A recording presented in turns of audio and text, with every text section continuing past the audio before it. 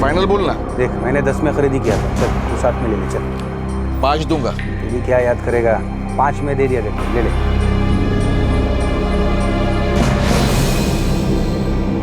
एक अच्छा सौदा, एक बढ़िया मोबाइल फोन। खरीदार ने इस मोबाइल फोन के कोई कागजात नहीं मांगे।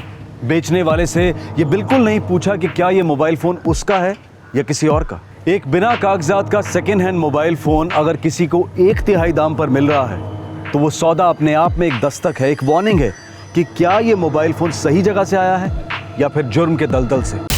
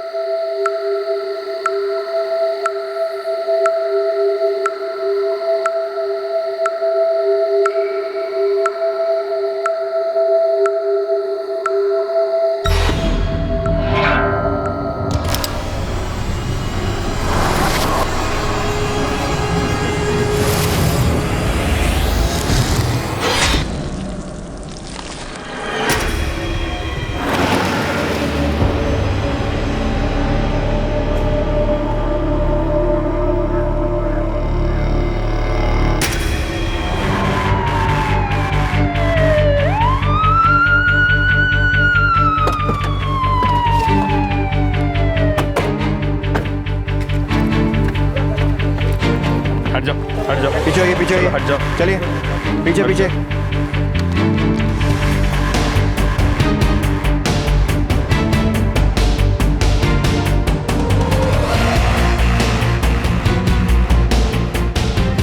नहीं सर, बॉडी पर कुछ नहीं, पहचान का एक भी सुराग नहीं। ठीक है, एक काम करो, बॉडी पोस्टमार्टम के लिए भेज दो। सर तुम यहाँ वहाँ सर्च करना, सब जगह देखना।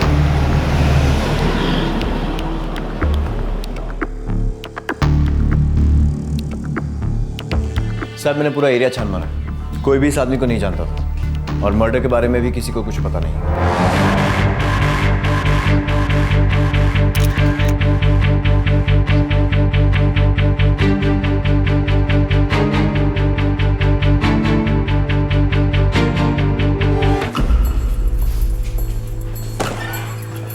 एफआईआर दर्ज कर दिया साहब, लावारिस लाश। न्यूज़पेपर से कोई रिस्पॉन्स? नहीं साहब, कोई आगे नहीं आया। बोले पर इस आदमी के पीछे कोई ना कोई तो होगा जरूर। खूनी ने सबूत मिटा दिए तो उसे ऐसे लग रहा है कि जुर्म खत्म हो गया। उसने अपनी दुश्मनी निकाल दी तो उसे ऐसे लग रहा है कि दुश्मनी खत्म हो गई। वो गलत सोच रहे हैं। अब वो कानून का दुश्मन है और इस आदमी के परिवार का दुश्मन है जो इसके गायब होने पे परेशान होंगे। मोरे, हमें खूनी को ढूंढ निकालना है।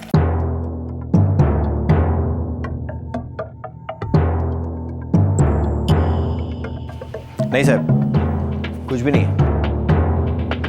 हत्या करने वालों ने पीड़ित की पहचान करवाने वाले हर सुराग को मिटाने की कोशिश की थी। उन्हें लगा था कि शक की सुई उन पर कभी नहीं घूमेगी, लेकिन एक छोटा सा दर्जी का लेबल रह गया था। पुलिस को अब इतना पता था कि पीड़ित की शर्ट पुणे के कोथरूड इलाके के किसी दर्जी से सिलवाई गई थी। कोथरूड सिर्फ महाराष्ट्र में ही नहीं बल्कि पूरे एशिया में फास्टेस्ट ग्रोइंग इंडस्ट्रियल और रेजिडेंशियल एरिया माना जाता है। इसकी आबादी लगभग 3 लाख की है। इस विशाल नगरी में एक छोटे से सुराग को लेकर पुलिस निकल पड़ी इस लावारिस लाश को एक नाम देने और इस जुर्म की कहानी को ढूंढने।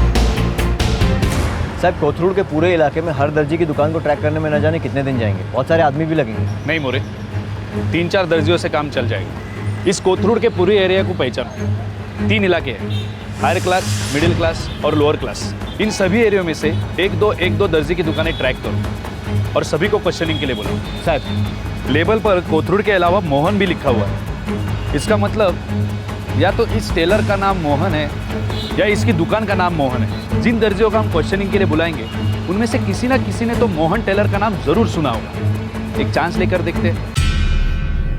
ए लेबल तो बहुत सस्ता है साहब, कोई बड़ी दुकान नहीं होगी, शायद होगी भी नहीं, शायद कोई घर से काम करता रहेगा साहब। मोहन नाम के किसी टेलर को जानते हो? नहीं साहब।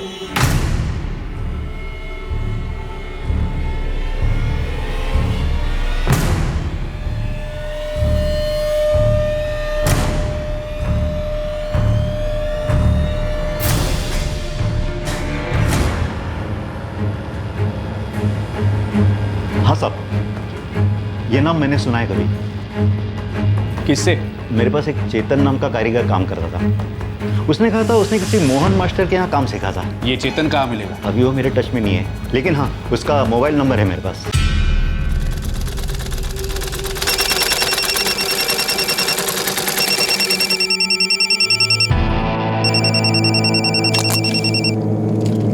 हाँ जी. हॅलो चेतन, दिनेश बोलतोय. दिनेश दादा नमस्कार. खूप दिवसांनी आठवण काढली. अरे तू जरा सासवड पोलीस स्टेशन आ सकता है? पोलीस स्टेशन कशाला दादा? ये तो मोहन मास्टर का लेबल है. मोहन क्या? मोहन पिंगले. दुकान क्या है उसकी? वो घर से काम करता है.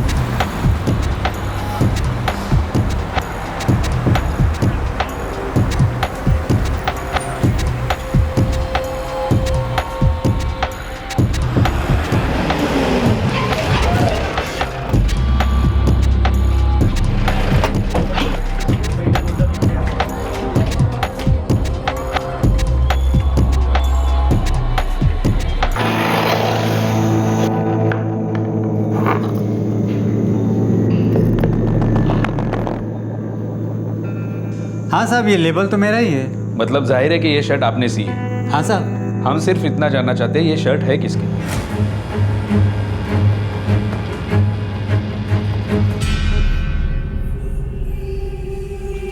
नहीं साहब, ये अपना रोज का ग्राहक नहीं है। होता तो मालूम हो जाता है, इसकी डिटेल यहाँ पे होती ना। हाँ पर ये आपके ग्राहक तो है ना? अब एक बार कभी आया होगा, इतने साल से मैं काम कर रहा हूँ, 1000 आदमी आके चले गए, किस किस को याद रखूँ साहब? ये देखिए, ये स का निशान बनाया है। ये स क्या होता है? ये स आप ही ने बनाया है? साहब ये मेरा निशान नहीं है। तो फिर ये यहाँ क्या कर रहा है? ज्यादातर ऐसा निशान धोबी बनाते हैं। टेलर का लेबल अपना काम कर गया था, लेकिन कोई खास प्रोग्रेस नहीं हो पाई थी। एक अंधी गली से तहकीकात अब दूसरी अंधी गली में धकेल दी गई। अब पुलिस का सुराग था एक धोबी का निशान। साहब, किसी भी पुलिस स्टेशन में कोई मिसिंग रिपोर्ट नहीं और न्यूज़पेपर के ऐड का भी कोई रिस्पांस नहीं। मुझे लगता है लाश का क्रियाक्रम कर देना चाहिए। शायद ये आदमी इस इलाके का था ही नहीं। शायद ये यहाँ काम करता था या फिर किसी का इंतजार कर रहा था। कुछ तो स्टोरी होगी मोरे, हमें वो ढूंढ निकालनी।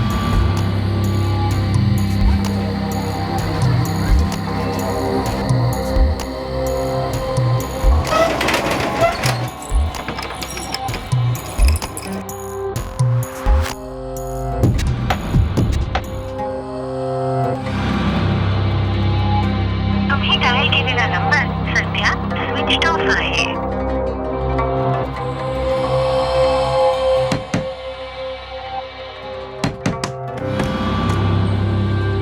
बात हुई क्या? नहीं गाई, अभी फोन भी नहीं लग रहा है। मुझे ना डर लग रहा है मंदार। तेरे बाबा 2 दिन में एक बार तो फोन करते ही है ना रे। अरे दूर का भाड़ा मिला होगा आई। ऐक ऐक, कल पुन्हा जाके आना. ठीक आहे, जाऊन येतो.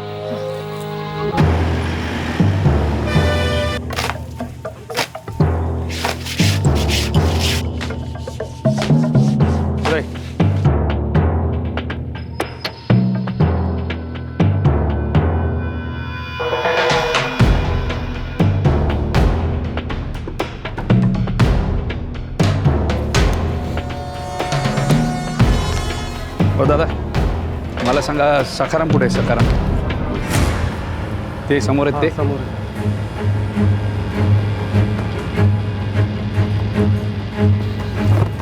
सखाराम? हाँ सर. सखाराम हो? इसको देखो। हो सर, ये कपड़े हमारे इधर आते धोने के लिए।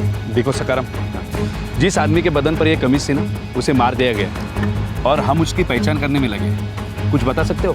मैं कैसे बता पाऊंगा सब? फिर कौन बता पाएगा? श्याम तावड़े बता पाएगा सब। कौन श्याम तावड़े? उसकी छोटी सी लॉन्ड्री सब, उसके कपड़े यही आते धुलाई के लिए। उसी का ये स का निशान है। अच्छा, ये स का निशान सिर्फ श्याम तावड़े बनाता है या और कोई बनाता है? नहीं साहब, ऐसे छोटे मोटे लॉन्ड्री वाले सब बनाते हैं, लेकिन ये स का निशान सिर्फ श्याम तावड़े ही बनाता है। ये मैं पहचानता हूँ सब। कहाँ है उसकी लॉन्ड्री? भांडारगर रोड पे सब।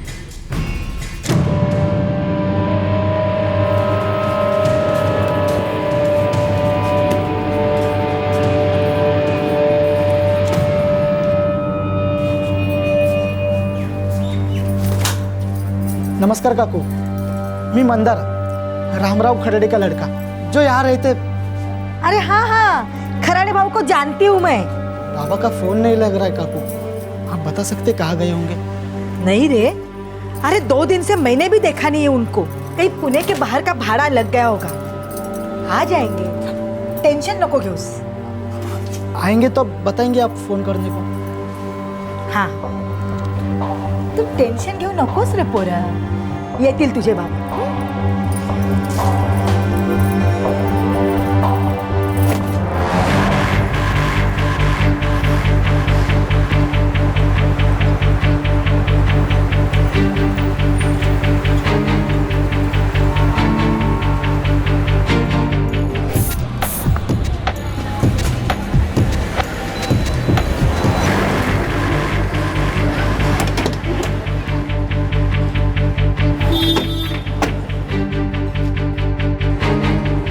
होय सर, ये निशान मेरा ही है।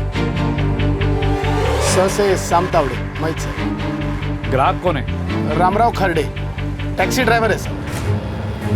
होय साहब, यही खरडे भाऊ है। रहते कहाँ थे? पुंडलिकवाड़ी, कोथरूड के पास में है सर।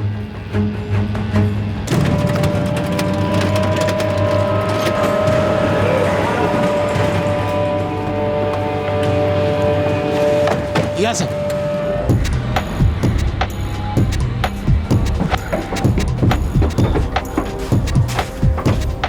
या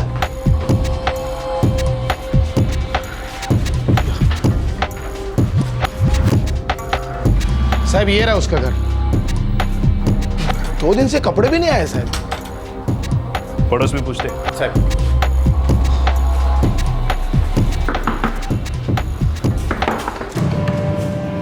अपन?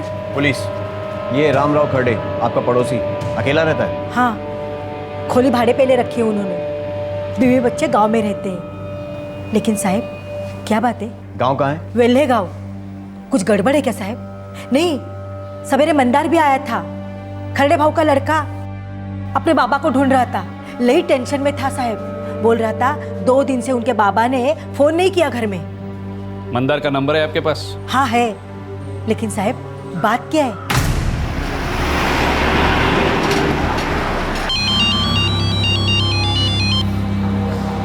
हेलो। हेलो, मंदार खरडे? हाँ बोलते हैं।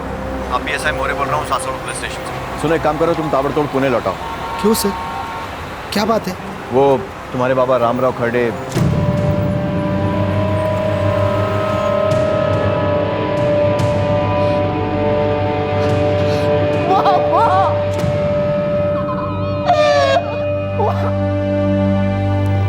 बॉडी हमें कातरज हाईवे के पास मिली। 2 दिन से हम इतने परेशान थे, बाबा का फोन भी नहीं लग रहा था।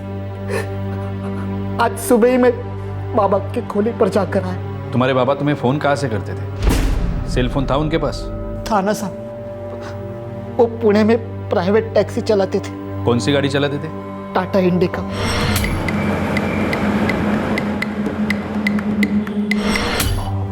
एक साल पहले ही उन्होंने यहाँ पुंडलिकवाड़ी में किराए से खोली ली थी। वेले गांव से अप डाउन करना भारी पड़ता था उनको। घर कब आते थे बाबा? कभी शनिवार, कभी रविवार। अपने बाबा का नंबर ये यहाँ पर ले।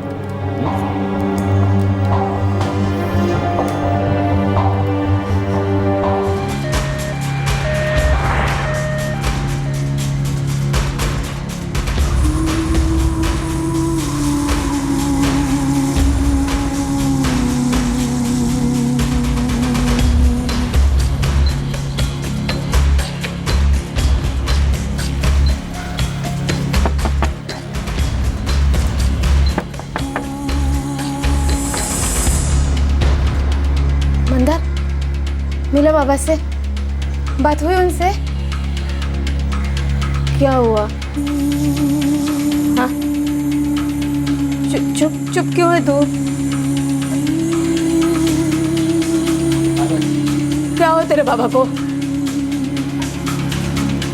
बीमार है क्या? कुछ तो बोल। हाँ? क्या हुआ?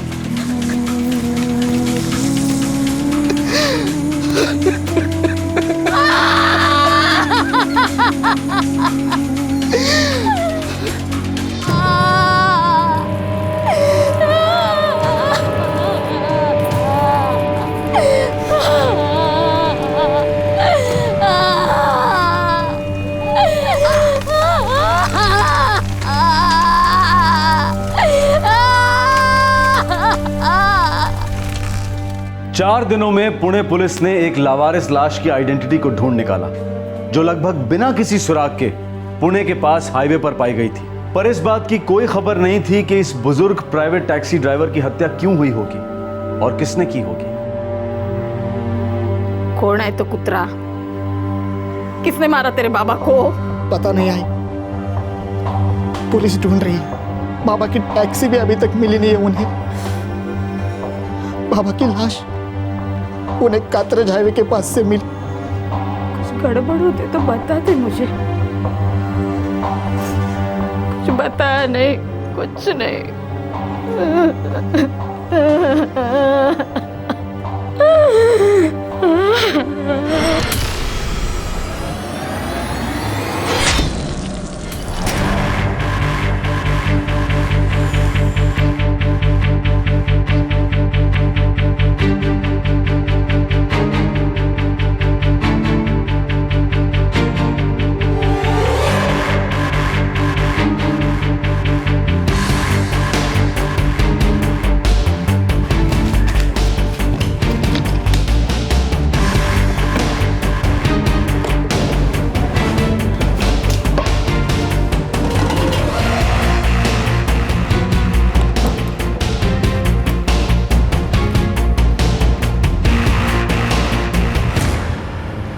सर,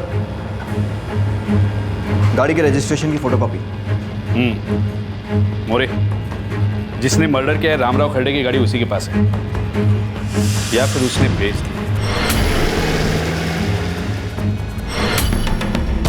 एकदम सभ्य आदमी थे खरडे भाऊ, बस अपने काम से काम रखते थे। एक भाड़ा छोड़ा, दूसरा पकड़ा। सवेरे जल्दी जाते थे और रात को देर से वापस आते थे। साहब, बिल्कुल देव मानुस था खरडे। कभी भी चौली में किसी को कुछ भी काम की जरूरत पड़ती ना साहब, तो सबसे आगे आता था खरडे भाऊ। कभी किसी से कोई लड़ाई झगड़ा नहीं करता, कोई मशमश नहीं किसी से भी। देखो, बहुत बुरी तरह से मारा गया है तुम्हारे खरडे भाऊ को। आखिरी बार कौन मिला था उनसे?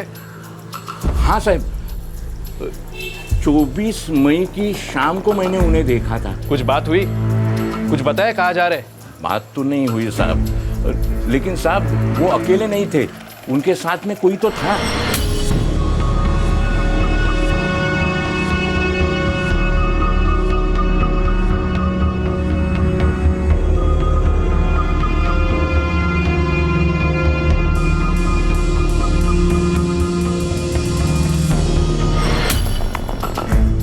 कौन था उनके साथ? माहित नहीं साहब, पहली बार देखा था। शायद उनका कोई कस्टमर होगा।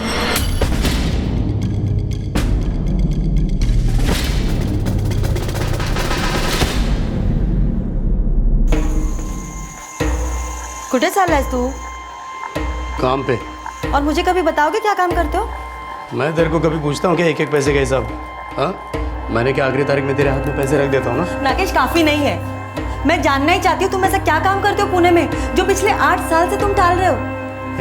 तेरी वो हमेशा की सीढ़ी चालू मत कर, समझी ना? तुझे विश्वास नहीं होता तो मैं क्या करूँ? कई बार बोला तुझे, पूना में एस्टेट एजेंसी का काम करता हूँ मैं। ग्राहक है वहाँ पर, मिलने आना जाना पड़ता है, समझी? पक पक पक पक पक पक, फालतू नहीं हूँ मैं, समझी ना? नागेश, नागेश, अंधी बहरी नहीं हूँ मैं और गूंगी भी नहीं। एक ना एक दिन तुम्हारा झूठ जरूर पकड़ लूंगी। हे बक, वो वाली बात पे हम कब के मिट्टी डाल चुके हैं। एक बार बोला ना, नहीं होगा तो नहीं होगा। बार बार मुझे सुना के धमकी मत दे, कभी दिमाग सटक गया ना।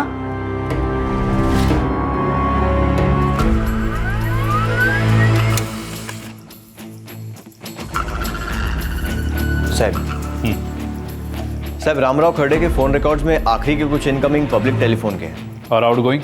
खर्डे ने ज़्यादातर कॉल घर पे ही किए थे और एक दो उसके रेगुलर कस्टमर्स के हैं। पब्लिक फ़ोन से कॉल खूनी नहीं किए होंगे जानबूझकर, ताकि उसका सेल ट्रैक डाउन ना हो। पर साहब एक बात खटकती है, ये रामराव खर्डे का सेलफोन क्यों नहीं मिला?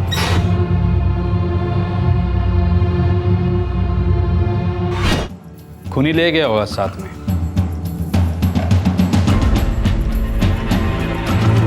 अपने पास रखा होगा या फिर बेचा होगा या फिर तोड़ फोड़ कर फेंक दिया होगा। फिर भी सर एक चांस है कि वो सेलफोन दोबारा यूज़ किया जाए। एक काम करो, रामराव खर्डे के फ़ोन की डिटेल्स निकालो और फ़ोन ट्रैकिंग पे डाल दो। साहब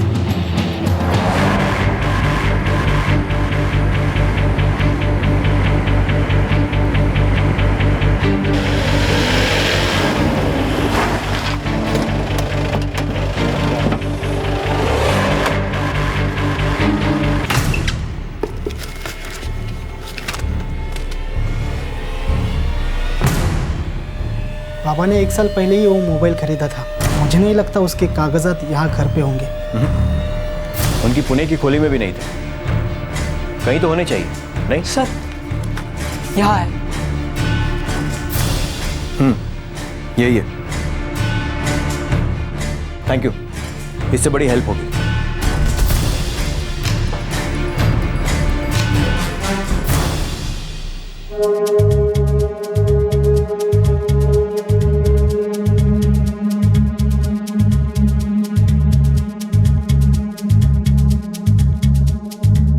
रामराव खर्डे के सेलफोन डिटेल्स 6 सर्विस प्रोवाइडर्स को दिए गए, इस उम्मीद के साथ कि अगर उस मोबाइल फोन में कोई नया सिम कार्ड यूज होता है तो उसे तुरंत ट्रैक डाउन किया जा सके और शायद उस मोबाइल फोन का नया मालिक पुलिस को रामराव खर्डे के हत्यारे तक ले जा सके।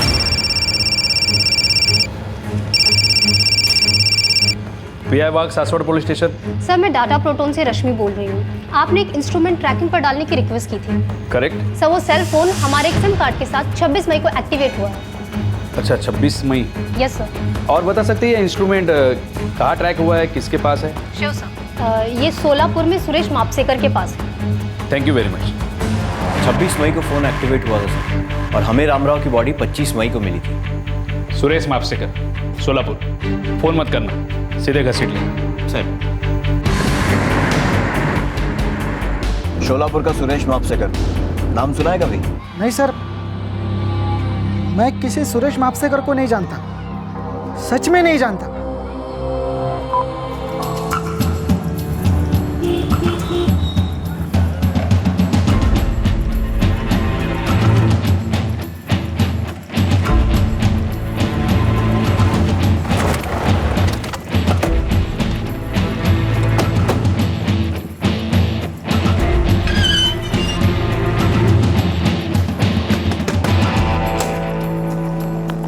सुरेश मापसेकर? मैं हूँ साहब। तुम्हारा मोबाइल फोन कहाँ है? क्यों साहब?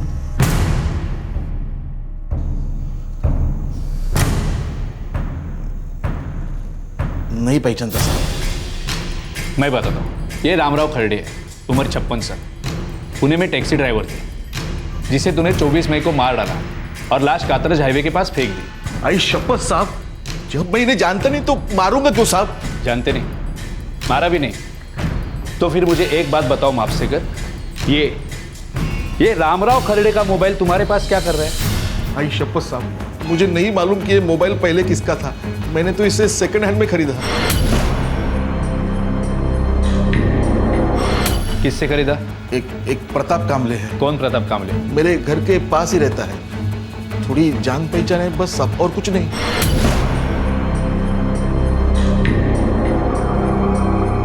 फाइनल बोलना। ये देख, मैंने 10 में खरीदी किया था, तू ले ले, चल 7 में ले ले। 5 दूंगा। तू भी क्या याद करेगा, चल 5 में दे दिया तेरे को। प्रताप को ये मोबाइल कहाँ से मिला मुझे नहीं मालूम साहब, मुझे अच्छे रेट में मिला, मैंने ले लिया। ये प्रताप कामले के यहाँ आने तक तुम यहाँ से नहीं जाओगे।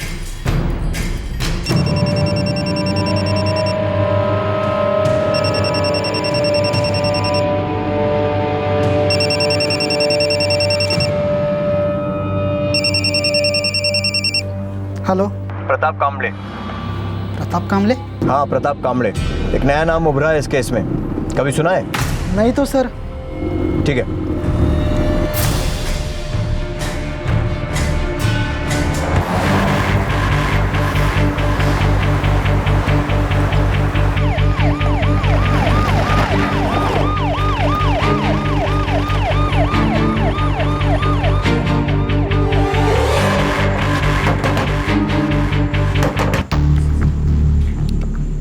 प्रताप कामड़े। आओ पुलिस। प्रताप कामड़े, रुक! अबे रुक! रुक!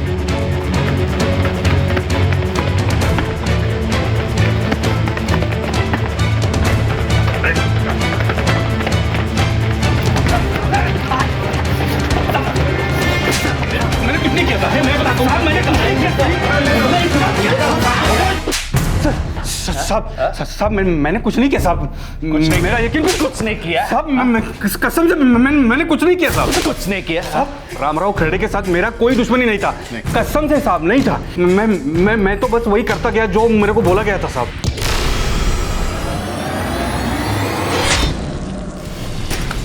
प्रताप कामले, मुझे बता, रामराव खरड़े की सुपारी तुझे किसने दी? बता। साहब नागेश भोसले, वो रामराव खरड़े की हत्या करना चाहता था साहब।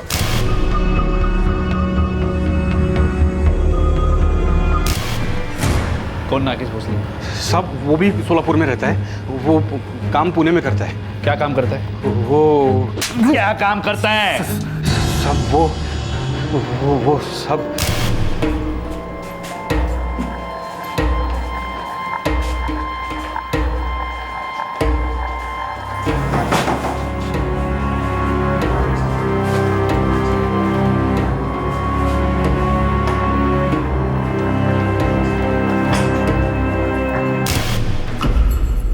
दलाल है। रामराव खरड़े का नागेश से क्या लेना देना था? पता नहीं साहब, वो नागेश मेरा दोस्त है, वो मुझे बोला एक गेम बजाना है, आजा, तो मैं गया साहब। नागेश का नंबर दे। तुम्ही डायल केलेला नंबर सध्या स्विच ऑफ आहे।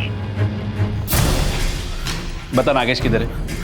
साहब इधर का मुझे मालूम नहीं है साहब, लेकिन उसका सोलापुर का घर मेरे को पता है। सोलापुर?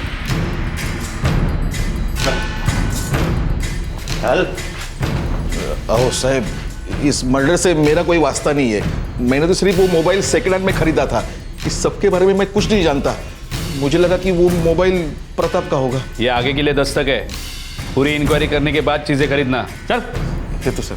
चल।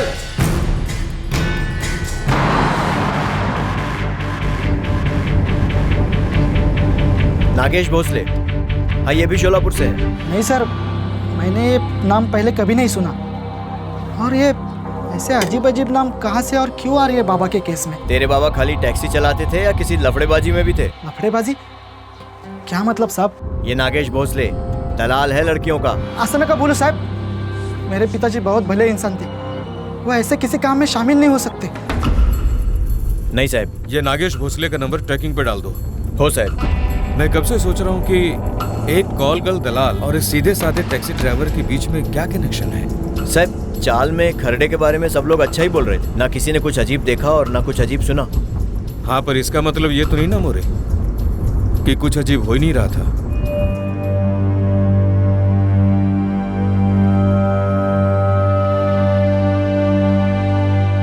मंदर, तुम्हारे बाबा नहीं वो ऐसा कुछ करते थे क्या जो मुझे नहीं पता? मला नहीं माहिती। मेरा मतलब था तुम बाबा के बारे में ऐसा कुछ जानते हो क्या जो मैं नहीं जानती? बोला नाही, नाही माहित मला, मैं कुछ नहीं जानता।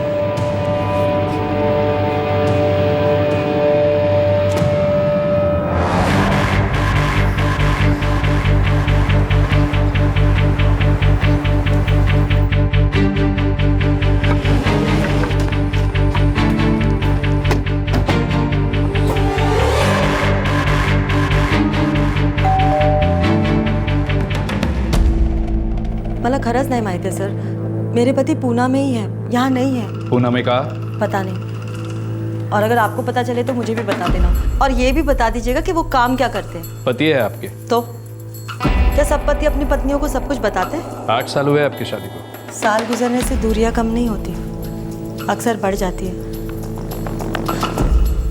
सर मैं सच कह रही हूँ, मुझे मेरे पति के बारे में कुछ नहीं पता। नागेश भोसले लड़कियों का धंधा करता है। क्या? रामराव खड़े नाम के एक टैक्सी ड्राइवर का आपके पति ने मर्डर किया है। आप जानती है रामराव खड़े को? मैं रामराव खड़े को नहीं जानती, मैं कुछ नहीं जानती इंस्पेक्टर। हो सकता है कि आप कुछ नहीं जानती हो, या फिर यह भी हो सकता है कि आप सब कुछ जानती हो। साहब औरत झूठ बोल रही है, कुछ छुपा रही है, साफ नजर आ रहा था उसके चेहरे से। आपने देखा रामराव खरडे का नाम सुनते ही कैसे फेस चेंज हो गया था उसका। एक काम करो, इस औरत का नंबर ट्रैकिंग पे डाल दो। साहब ऐसा लगता है नागेश भोसले कोई और नंबर इस्तेमाल कर रहा है।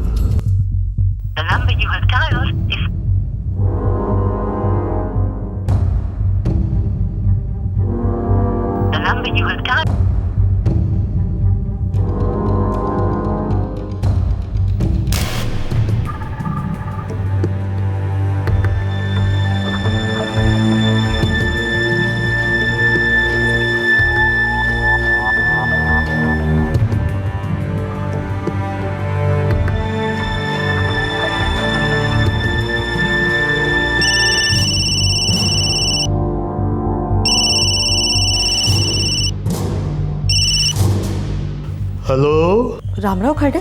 हाँ बोलते हैं, आप कौन? मैं सोलापुर से बोल रही हूँ, नागेश भोसले के घर से। हाँ बोलिए। आपसे मिलना था, कुछ अर्जेंट है। क्यों, क्या बात है?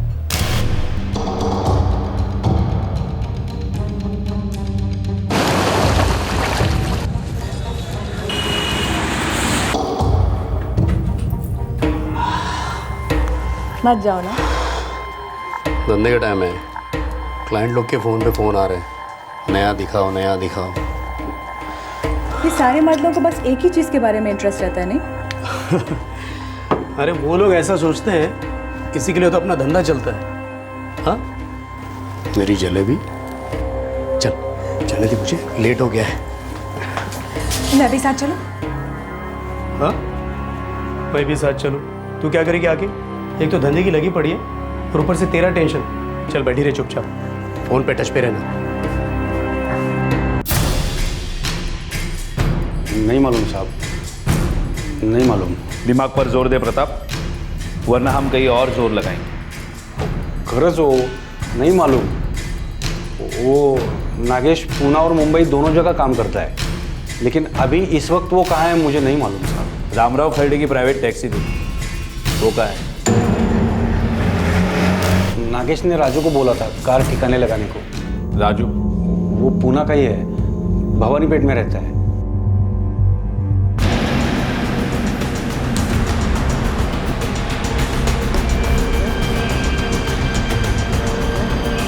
चल साहब, मैंने कुछ नहीं किया, मैं सच बोल रहा हूँ साहब। साहब मुझे कुछ मालूम नहीं साहब, नहीं किया साहब। साहब कुछ नहीं किया मैंने साहब। गाड़ी छोड़कर कहाँ भाग गया था?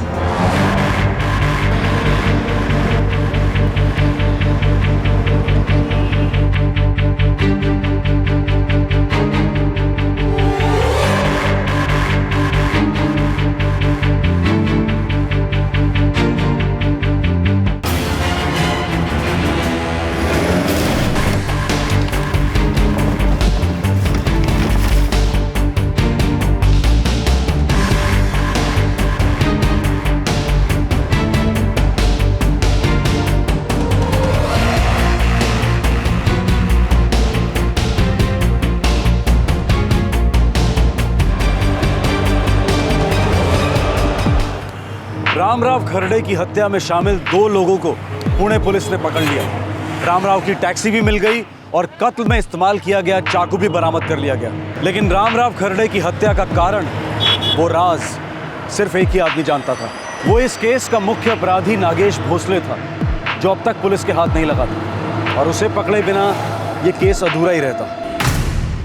साहब ये नागेश भोसले कोई बहुत बड़ा खिलाड़ी नहीं है, लेकिन छोटा भी नहीं है। 8-10 लड़कियां तो उसके साथ रहती ही रहती है, मुंबई पूना दोनों शहरों में। कहाँ मिलेगा कहाँ Nagesh?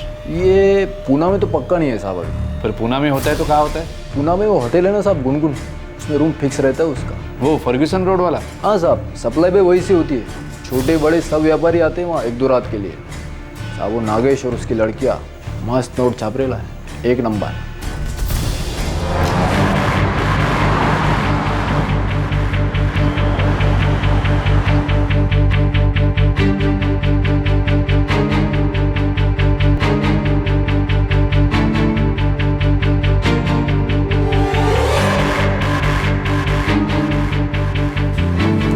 Welcome sir, how can I help you?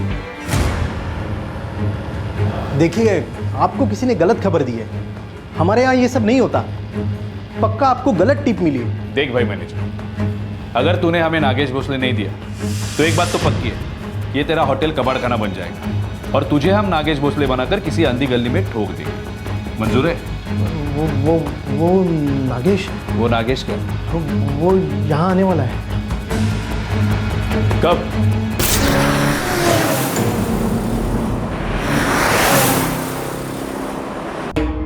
Mumbai से पुणे रिटर्न 5 घंटे, उसका अलग चार्ज करूंगी। जानता हूँ। और हाँ, तेरे को मेरा फुल नाइट रेट पता है ना? और अगर उसने कोई भी नाटक किया ना, ये कर वो कर, तो हर आइटम नंबर का अलग से चार्ज करूंगी, समझा ना? तू मुझे समझाएगी क्या? हाँ? पहली बार सौदा कर रहा हूँ क्या तेरा? अपना मुंह बंद रख, समझी? और जहाँ जरूरत है ना, वहीं खोल। साली मुझे समझा रही है।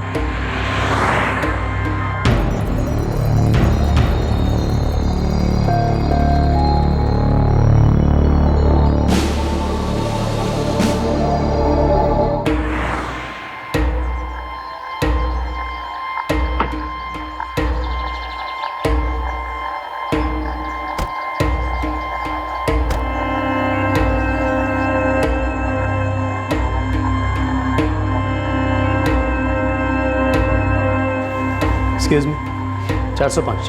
जी सर।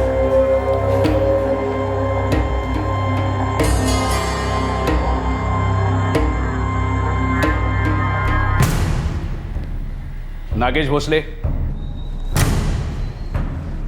आप कौन?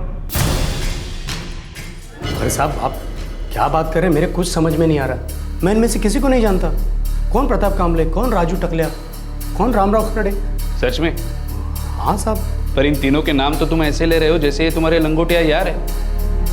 और हम में से किसी ने तुम्हें ये नहीं बताया कि राजू का पूरा नाम राजू टकले है। तो फिर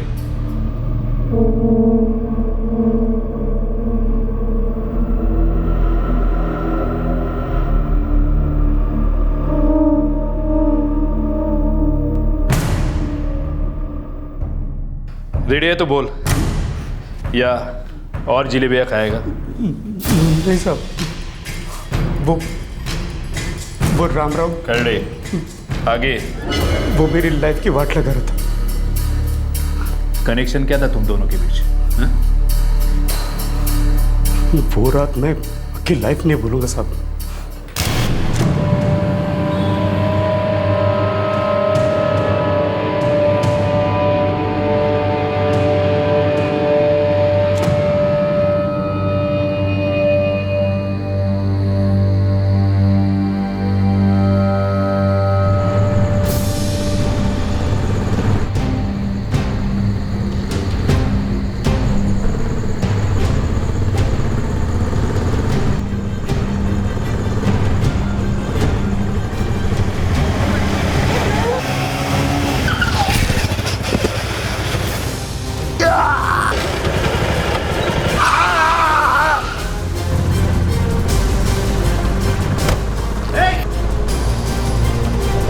अब ठीक तो है? आई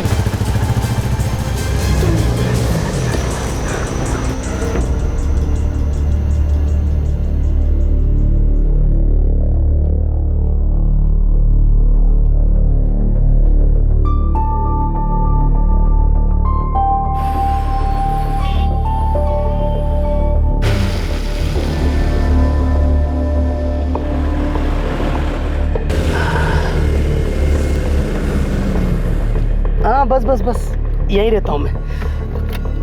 कितना हुआ? नहीं साहब। अरे नहीं क्या, वैसे भी मुझे टैक्सी की जरूरत पड़ने वाली थी, किराया समझ के रख लो। वैसे भी ये टैक्सी प्राइवेट टैक्सी है सर। तो क्या फर्क पड़ता है, चलो रखो चुपचाप। आप संभालिए। हाँ डोंट वरी। हाथ संभालिए, मैं आपको घर तक छोड़ दूं। अरे नहीं, आपने इधर तक मदद की यार, यही काफी है। आपको एक विनती है साहब, ये पैसे रख लीजिए। अरे मैं मदद करने में विश्वास रखता हूँ, मदद के पैसे नहीं लेता साहब। आप भले आदमी लगते हैं यार। पता नहीं साहब, अपना काम कर लेता हूँ बस सर। मेरे लिए काम करोगे? मुंबई पुणे में डेली अप डाउन करता हूँ, महीने में 4-5 बार हो जाता है। अब फिक्स दूंगा, लेकिन ज़रूर करूँगा साहब, मेरा काम ही टैक्सी चलाना है। बस आप पहले ठीक हो जाइए। नागेश भोसले। रामराव करड़े साहब। एक रात ने दो अजनबियों को इंसानियत और मदद की डोर से बांध दिया। रामराव ने घायल नागेश को सही सलामत घर पहुंचाया और नागेश ने उसे रेगुलर काम दिया जिसके रामराव को अच्छे पैसे मिलते थे। फर्स्ट क्लास दोस्ती की स्टोरी में ये खून खराबा क्यों हुआ नागेश? फर्स्ट क्लास तो रामराव की लाइफ हो गई थी साहब। मैं उसे हर दूसरे दिन मुंबई पुणे का अप डाउन भाड़ा दे रहा था, माला माल हो रहा था साहब।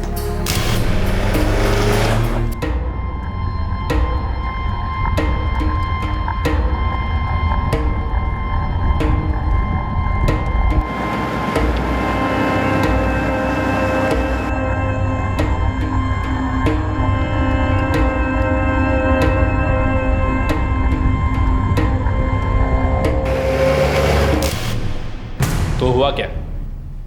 उसे तुम्हारे गैर कानूनी धंधे के बारे में पता चला और वो तुम्हें ब्लैकमेल करने लगा, राइट? नहीं, वो मेरी लाइफ की वाट लगा रहा था। वो कैसे?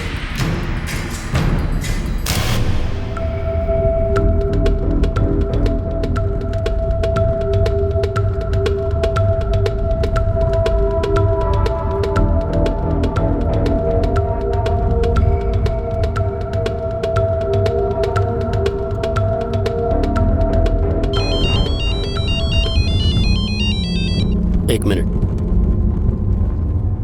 हेलो, कुठे आहेस तू? मुंबई में हूँ, काम पर। थोड़ी देर में करूँ? 2 हफ्ते से मुंह नहीं दिखाया। जब भी फोन करती हूँ फोन स्विच ऑफ आता है। ऐसा क्या काम कर रहे हो मुंबई में?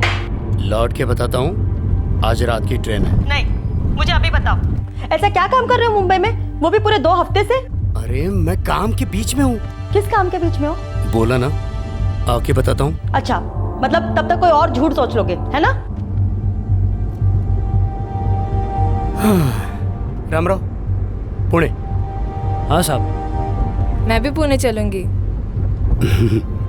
चलो। कौन सा वाला अच्छा है?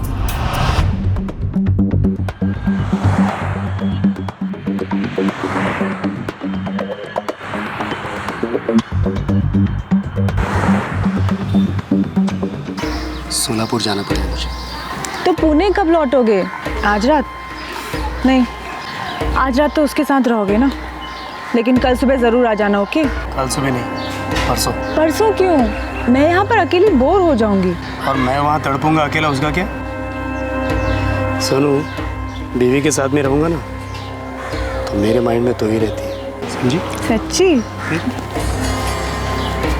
जल्दी आना, ओके? ठीक है। रामराव, सोलापुर। जहाँ बोलेंगे वहाँ साहब। चल आइए।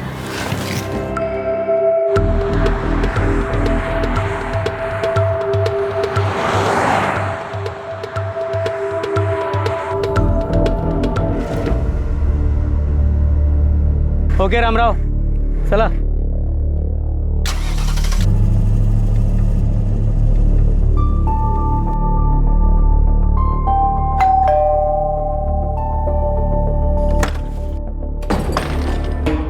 आ गए तुम? कुछ और दिन बाद आते ताकि बच्चे भी पूछते, आई ये आदमी कौन है? फिर तेरी सीढ़ी शुरू हो गई। हाँ, पानी तो पूछ लिया होता। तुम्हारी पत्नी मीना को तुम्हारी मुंबई की दोस्त सुनीता के बारे में पता चला? जी, पता चला। नागेश, कौन है ये सुनीता? मैं तुमसे पूछ रही हूँ, कौन है सुनीता? मैं किसी सुनीता विनीता को नहीं जानता। तुम सुनीता विनीता को नहीं जानते? नागेश, तुम झूठ बोलना नहीं जानते। पकड़े गए हो तुम, यही रुको तुम। है? किसका बैग है ये? सुनीता का या विनीता का? और ये नागेश? हाँ, किसका फोटो है ये?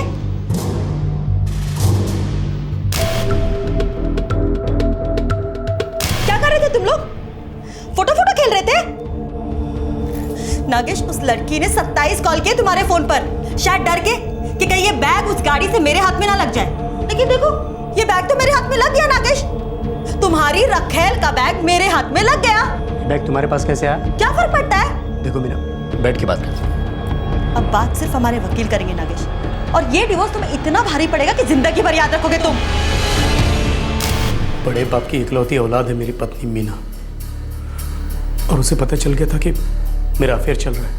मतलब मेरी तो बैंड बजने वाली थी, काफ़ी ज़्यादा थी उसकी प्रॉपर्टी, ये वो सब हाथ से चला जाता सब।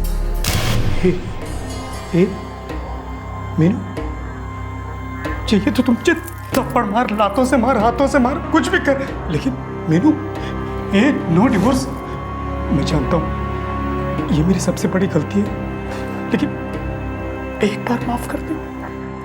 डिवोर्स नहीं, अगर अपने बच्चों की खातिर का, अपना मिला जुला खून, अपने प्यार की निशानी मीनू, उनकी कसम तुझे एक बार माफ कर दे। और देख, मैं तुझे इतना प्यार करूंगा कि तू खुद अपने मुंह से बोलेगी कि बस एक बार माफ कर दे मीनू।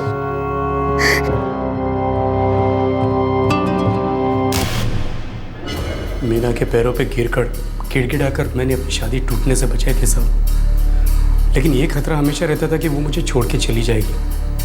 वो छोटी छोटी बात पर, पुरानी बात को रहती थी। मतलब मान लो कि एक तरीके से मेरा ब्लैकमेल चल रहा था। रामराव खरड़े को इस सब के बारे में मालूम था? बिल्कुल मालूम था साहब।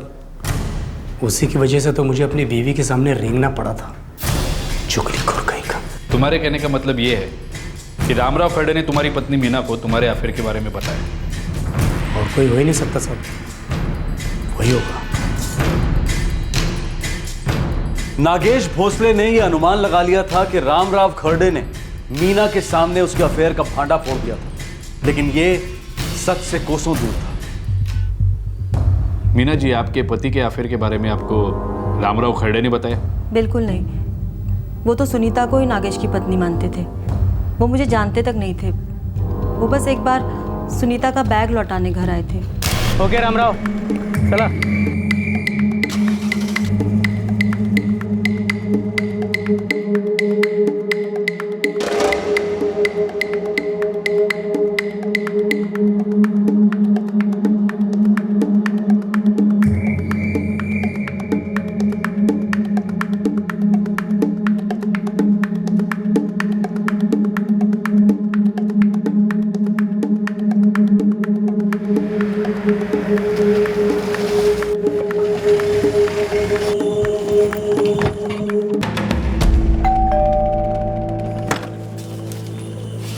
जी नमस्कार। नमस्ते। मैं नागेश जी का ड्राइवर रामराव खरड़े। वो उनकी मिसेस गाड़ी में बैग भूल गई मैडम।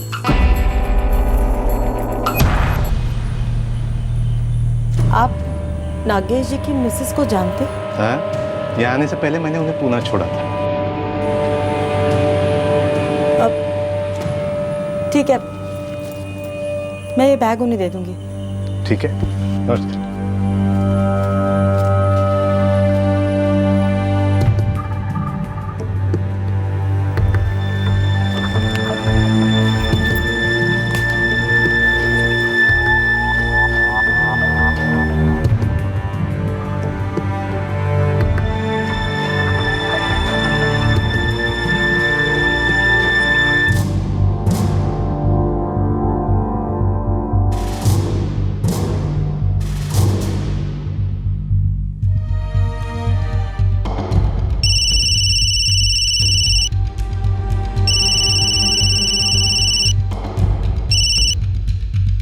हेलो, रामराव खरड़े?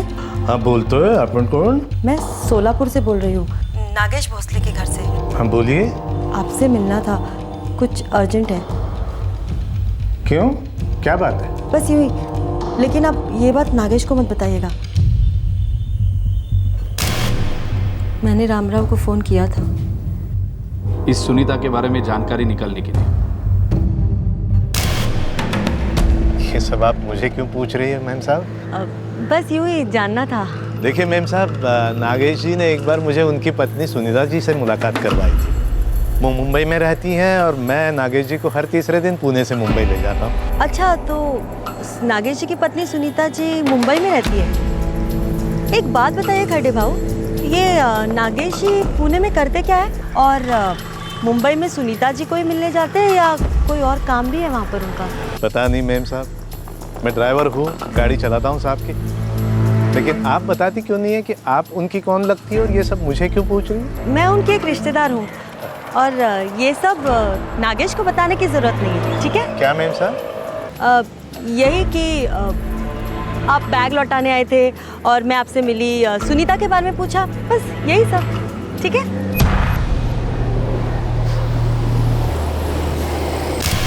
और तुमने तुम्हारे सारे गुस्से का निशाना उस गरीब रामराव खरडे को बनाया जिसे कुछ मालूम ही नहीं था। सब कुछ मालूम था उसको।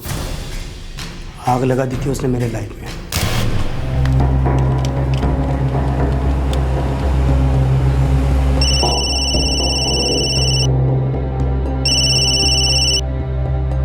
नमस्कार साहब। रामराव, आज रात को सातारा। कितने बजे आऊँ आपके घर पिकअप करने साहब? अरे नहीं, इतना टाइम नहीं है अपने पास। 1 घंटे में निकलने अपने को। एक काम करता हूँ, मैं आता हूँ तेरे इधर, साथ में निकलते हैं। ठीक है साहब, मैं तैयार हूँ। ओके चल। फुल काम कर देना सालों का। मैं नागेश बाबू पूछ सकता हूँ क्यों? मत पूछ, बस इतना समझ ले, काम करना और खिसक लेना, समझा? ठीक है, मैं तुम दोनों को हाईवे से पिकअप करूँगा, कातरज के रास्ते से। हम वहाँ रेडी रहेंगे।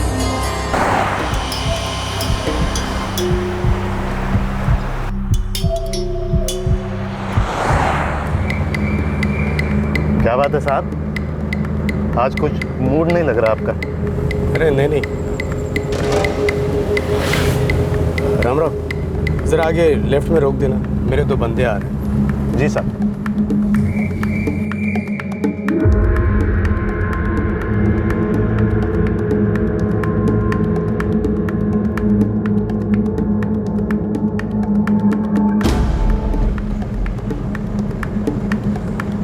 रामराव, थोड़ा गाड़ी रोकते हैं आगे, वो सुसु के लिए। हाँ सर।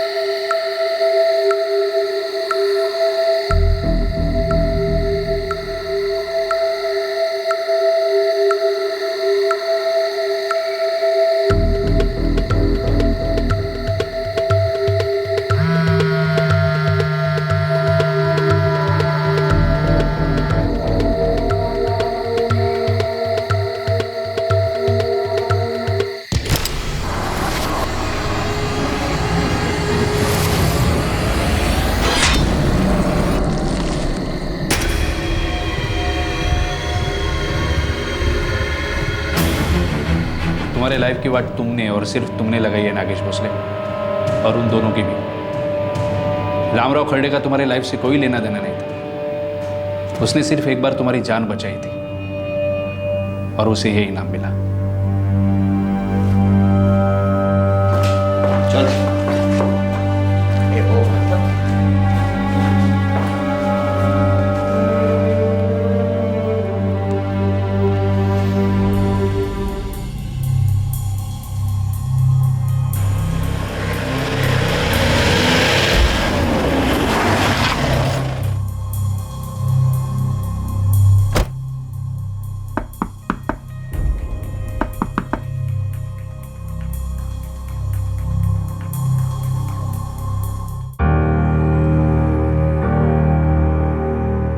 सभी खूनी पकड़े गए।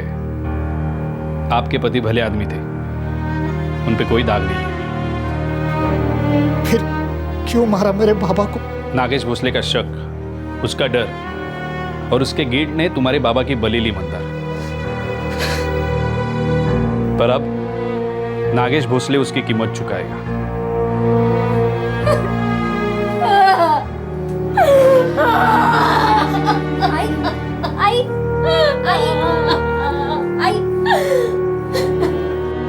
रामराव खरडे को इस बात की भनक तक नहीं थी कि जिस महिला से नागेश मुंबई में मिलता था वो उसकी पत्नी नहीं है। एक अच्छे और सच्चे ड्राइवर की तरह वो अपनी मेम साहब का बैग नागेश को लौटाने गया, उसी बड़े दिल के साथ जैसे उसने नागेश की पहली बार मदद की थी जब नागेश एक्सीडेंट के बाद घायल हुआ था। नागेश भोसले ने इस भले आदमी को सिर्फ इसलिए मार दिया क्योंकि उसे डर था कि उसकी सारी पोल खुल जाएगी, उसकी असलियत सबके सामने आ जाएगी। अपने अंदर के डर और गिल्ट का गला घोटने की बजाय नागेश ने बेकसूर रामराव का गला काट दिया। नागेश भोसले प्रताप कामले और राजू पर आईपीसी की धारा 302 फॉर मर्डर और धारा 201 कॉजिंग डिस्ट्रक्शन ऑफ एविडेंस के तहत मुकदमे चले। राजू इस वक्त 3 साल की सजा काट रहा है और नागेश और प्रताप को उम्र कैद हुई है। एक दर्जी का लेबल और धोबी का बनाया निशान एक लावारिस लाश को पहचानने में महत्वपूर्ण साबित हुए। और फिर पीड़ित का मोबाइल फोन जो सेकेंड हैंड बेचा गया था वो इस इन्वेस्टिगेशन में स्टार साबित हुआ। और फिर जल्दी ही पुलिस ने सभी गुनहगारों को पकड़ लिया। ये केस एक क्लासिक उदाहरण है इस कहावत का कि क्राइम नेवर पेज। जुर्म हमेशा सुराग छोड़ ही जाता है, इंसाफ के दरवाजे पर दस्तक दे ही देता है। जुर्म कभी छुप नहीं सकता। किसी की जान लेने से आज तक किसी की जिंदगी बनी नहीं है। क्राइम पेट्रोल्स के और भी दिलचस्प कहानी देखने के लिए हमारे चैनल को सब्सक्राइब करें और बेल आइकॉन दबाना न भूलें।